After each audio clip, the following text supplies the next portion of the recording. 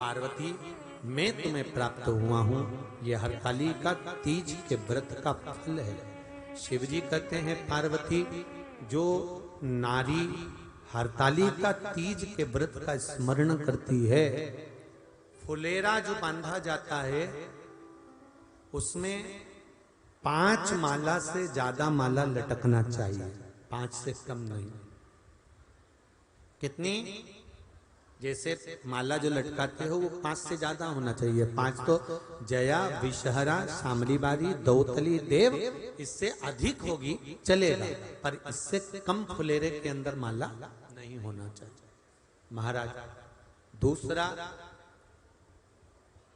फुलेरा जहां हरतालिका व्रत हो वहीं पर बांधा जाता है। हरतालिका तीज का व्रत एक ऐसा व्रत होता है जो मरते दम तक रहता है। इस व्रत को छोड़ा नहीं जाता। ये नहीं किसी और वाले गुरुजी ने कहा और अपन ने एक बार कर लिया और अगली बार वो व्रत गायब हो गया, ऐसा नहीं होता। हरतालिका तीज अखंड सौभाग्य के लिए, वंश वृद्धि के लिए, कार्य सिद्धि के लिए और कुंवारी कन्याएं उत्तम वर प्राप्ति के लिए, आनंद सुख के लिए करती हैं। ऐसा नहीं है कि केवल स्त्री ही करती है।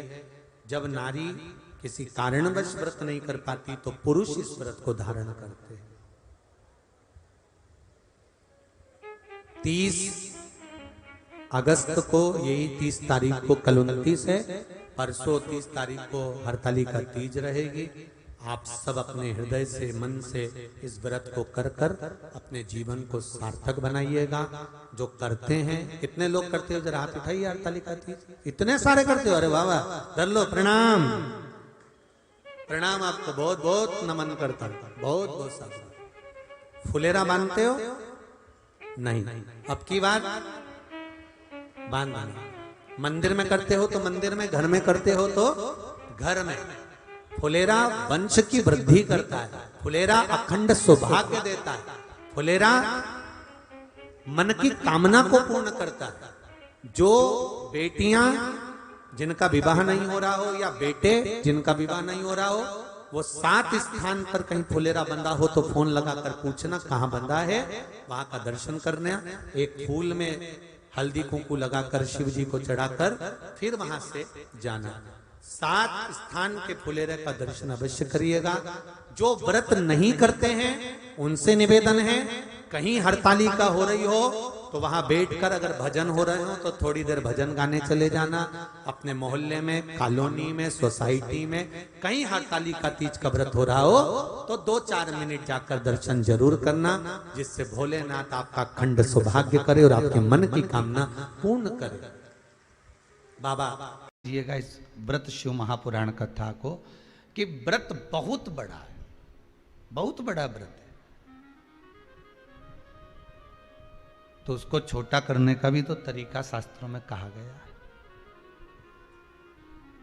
गुरुजी, हरतालिका तीज का व्रत इतना भारी होता है, करवा चौथ का व्रत इतना भारी होता है, तीज का व्रत इतना भारी होता है कि हम कुछ भी नहीं खाते, यहां तक कि मुख में जल भी आता है ना तो उसको भी हम निगल नहीं सकते।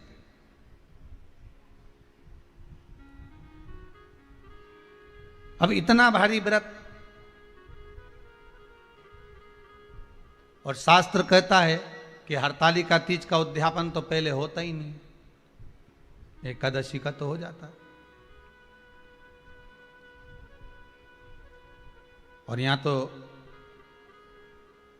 हरतालिका तीज का, अब एकादशी का तो आप 26 एकादशी जब आपकी पूरी हो जाए, 3 वर्ष बाद अधिक मास आ जाए, 26 पूरी एकादशी का व्रत करो, तुम 11 पे करो, तुम्हारी मर्जी पड़े। 26 एकादशी पर जब व्रत करोगे तो ये आपके ऊपर है, 26 पर करो।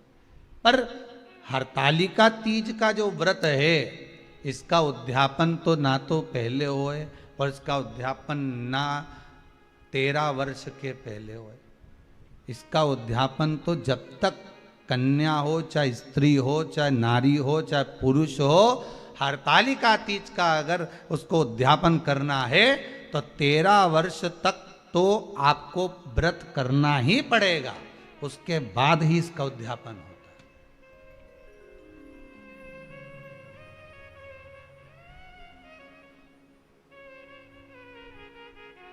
नहीं तो कहीं कहीं की माताएं तो बड़ी होशियार सोच के बैठी थी कि आपकी साल उद्यापन कर। तो 13 वर्ष अगर आपके हो गए व्रत करते करते हरतालिका तीज का, हरतालिका तीज जानते हो ना?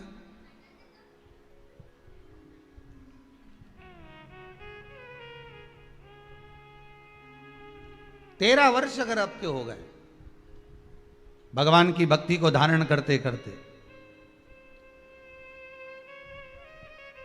13 वर्ष अगर आपके हो गए हैं भगवती स्मरण करते करते, उसके बाद में आप बड़े प्रेम से, बड़े आनंद से आप व्रत का उद्यापन करो, कोई मना नहीं। पर यदि आप उद्यापन कर रहे हो और आपका मन है कि मुझे उद्यापन करना ही है, तो 13 वर्ष तक जिस भाव से आप भगवान का व्रत कर रहे हो, साधना कर रहे हो, स्मरण कर रहे हो, उसी भाव से आप उसको करें।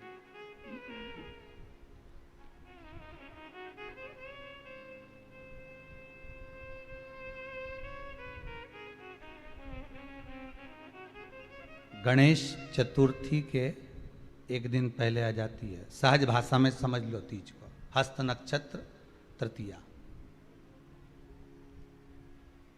उसमें सबसे ज्यादा जरूरी है हरतालिका तीज का पूजन अगर आप कर रहे हो, और हरतालिका तीज का अगर आप स्मरण कर रहे हो, तो उसमें सबसे ज्यादा अगर कोई जरूरी है तो शंकर भगवान जहां विराजमान होते हैं उनके ऊपर उनकी 5 कन्याओं का होना जरूरी है। मतलब ऊपर फुलेरा बंधना जरूरी। फुलेरा का मतलब जानते हो? एक जैसे शंकर भगवान नीचे विराजमान है और ऊपर जो जलाधारी बनती है ना, तो जलाधारी की जगह पर शंकर भगवान की हरतालिका तीज के दिन जब नारियां पूजन करती हैं, माताएं पूजन करती हैं, कन्याएं पूजन करती हैं, तो उस पर जलाधारी की जगह फुलेरा बनता है। मतलब फूल की मालाएं उसमें लटका दी जाती है। अब कितनी माला लटकाना चाहिए? प्रयास करना चाहिए कम से कम 5 माला उसमें होना जरूरी है, और 5 से ज्यादा भी लटकाओगे चलेगा, पर 5 से कम नहीं होना चाहिए फुलेरा। 5 कौन कौन है ये? जया, विषहरा, सामरीवारी, दौतली, देव। शंकर भगवान की 5 बेटी है। इससे अधिक अगर आप लटका रहे हो तो शंकर भगवान की और भी बेटियों का व्याख्यान है। मनसा है, अशोक सुंदरी है, ये शंकर भगवान की पुत्रियां। नर्मदा जी का स्मरण आ जाता है, नर्मदा है। तो ऐसा बेटियों का तो आप ज्यादा लटकाओगे चले जाएगा, पर कम नहीं। जैसे हरतालिका तीज का जो उद्यापन होता है, उद्यापन में एक सबसे मुख्य चीज क्या होती है कि जो भी आप वस्तु दान दे रहे हैं, जो भी आप वस्तु समर्पित कर रहे हैं, हरतालिका तीज के उद्यापन में जो भी सामग्री आप दे रहे हैं वो 5 होना चाहिए। जैसे फुलेरा का वर्णन किया कि फुलेरा 5 माला से ज्यादा होगा चलेगा, पर 5 से कम नहीं, अधिकता में।